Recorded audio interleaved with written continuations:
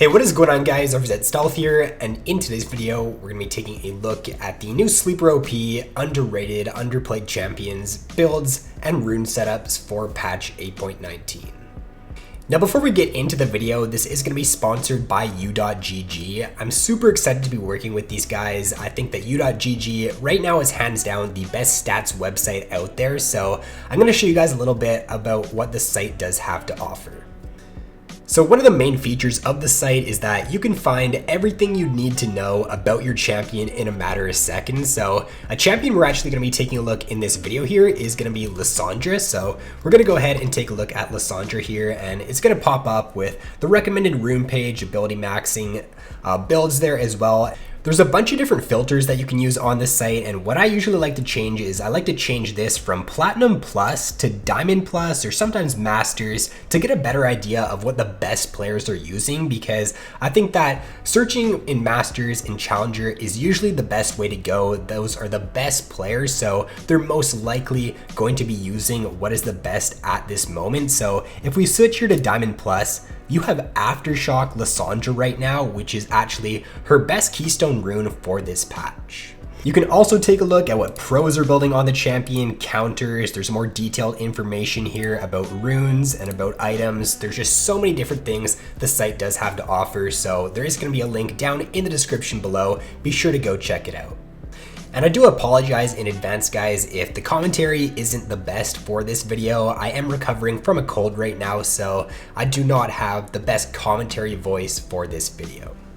So if we get into the video now, Aftershock Lissandra is becoming a lot more popular in this patch. It's being played in solo queue a lot right now in the higher elos. It's also seen some pro play at Worlds, so there's a few different reasons as to why this does work really well for her. So for mid lane Lissandra in general right now is a pretty good pick against some of the most picked mid lane champions.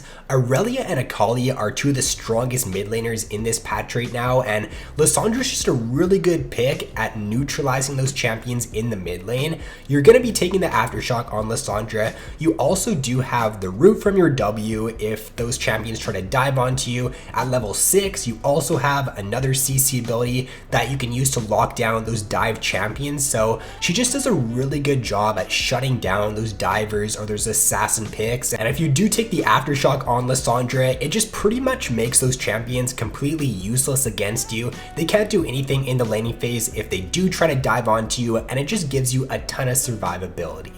So next up here is going to be a very interesting pick in the mid lane, and it's Pyke mid. So Caps and Jensen are two players that have been spamming this a lot in Korean solo queue right now, and it definitely does have some potential in the mid lane.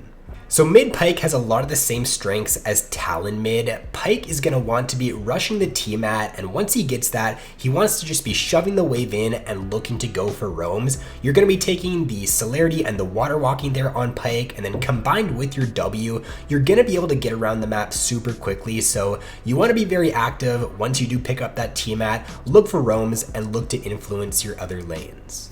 So your core build on Pyke mid is going to be the lethality items, Duskblade Youmuu's, and then you can go for either Black Cleaver or Guardian Angel. Remember to pick up that Tiamat first though. Don't finish building your Tiamat into Ravenous Hydra or into Titanic Hydra. Just grab the Tiamat and then go into your lethality items, and that is going to provide you with a ton of burst damage on Pyke.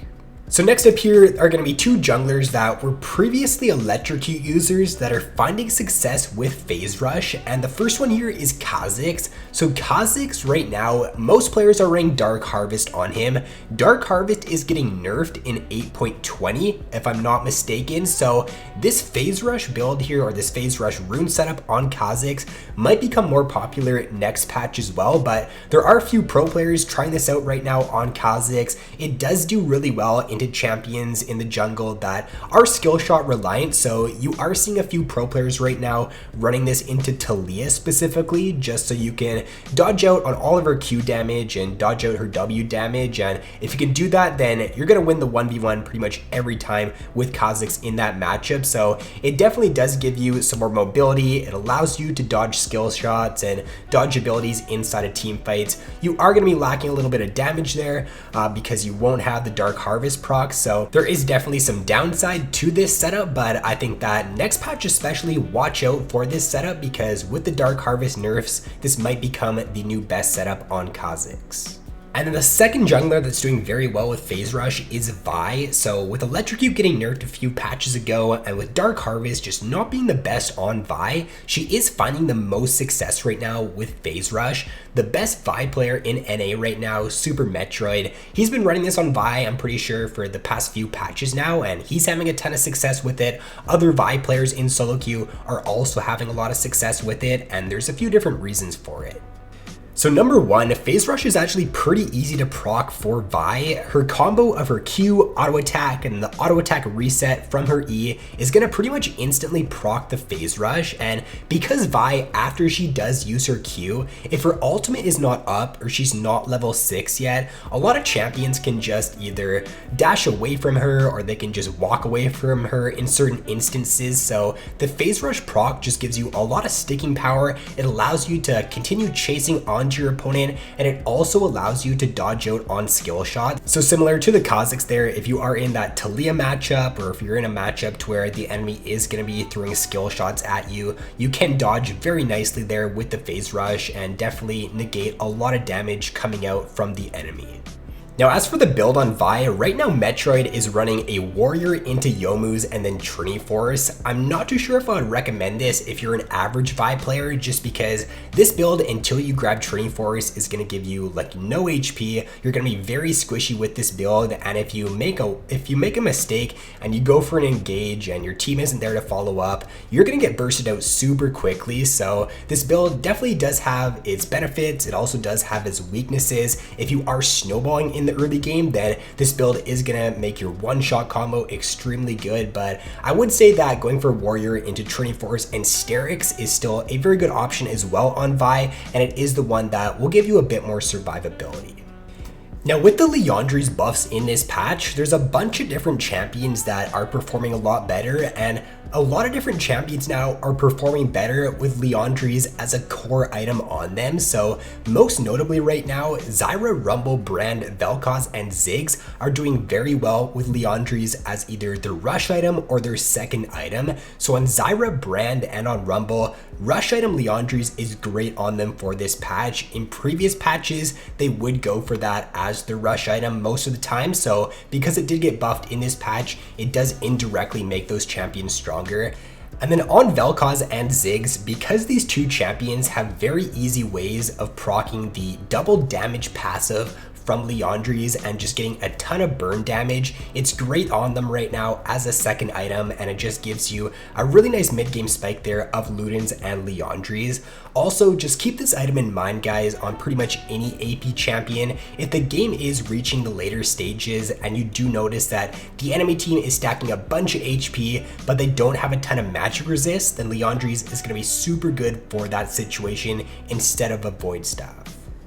So next up here is going to be Yasuo bot lane, and this isn't due to any changes that Yasuo received himself in this patch or the last few patches, or there isn't any pro players that are really specifically playing him a ton in this patch. The main reason to why Yasuo bot is a lot better right now is because in this patch we saw buffs to Thresh as well as buffs to Pyke. Thresh right now is sitting at a 25% play rate in solo queue, and Pyke sitting at like above a 10 or 15% play rate. There are a lot of aggro supports being played right now in the bot lane, and Yasuo paired up with those supports just enables him to have a really strong laning phase. Your all-in at level 3 becomes extremely good, and then once you do hit level 6, if you're playing with a Thresh or a Pyke, your level 6 all-in is extremely good. So if you are a good Yasuo player and you can play him down in the bot lane, I think this patch is one of the strongest patches for Yasuo bot lane.